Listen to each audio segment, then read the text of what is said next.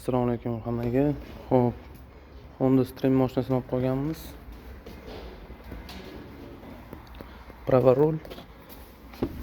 Mashinada bo'layotgan muammo.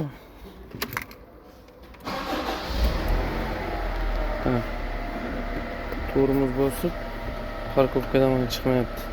Legushkalashtirilgan ekan. Ko'ramiz endi.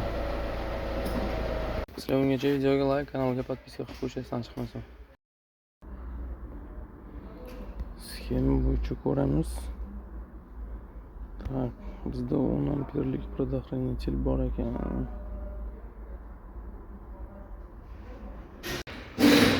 xudo xolisa rulni tagini ochib olganmiz. Xo'p.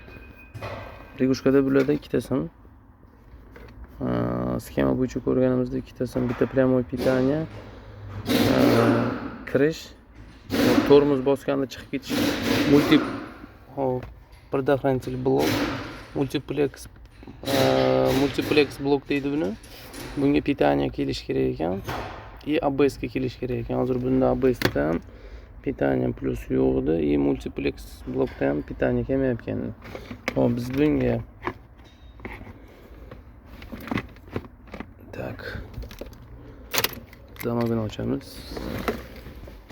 Parkovkadan chiqmayapti.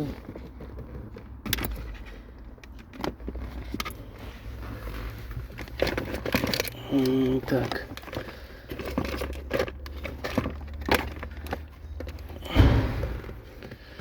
Oq qora polosali kabel kelyapti bunga. Подключаем питание.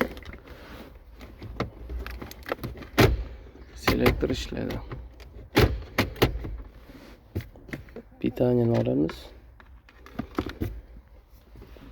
Selektör ishlamayapti. Xo'p, muammolar topildi. Yig'ishtirib idealni qilib beramiz.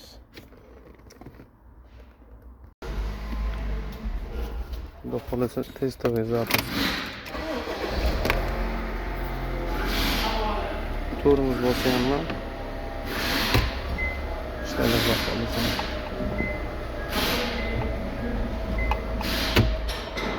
Drive.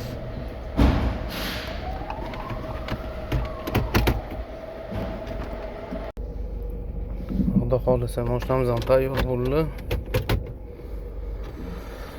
Ko'rib turibsizlar, chiqmayapti. Xo'p, tormoz bosamiz. Chiqib qolamiz, как положено ishlayapkan.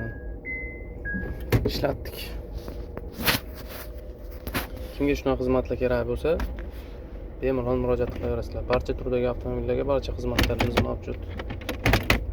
E'tiboringiz uchun rahmat. Videoga like, kanalga podpiska.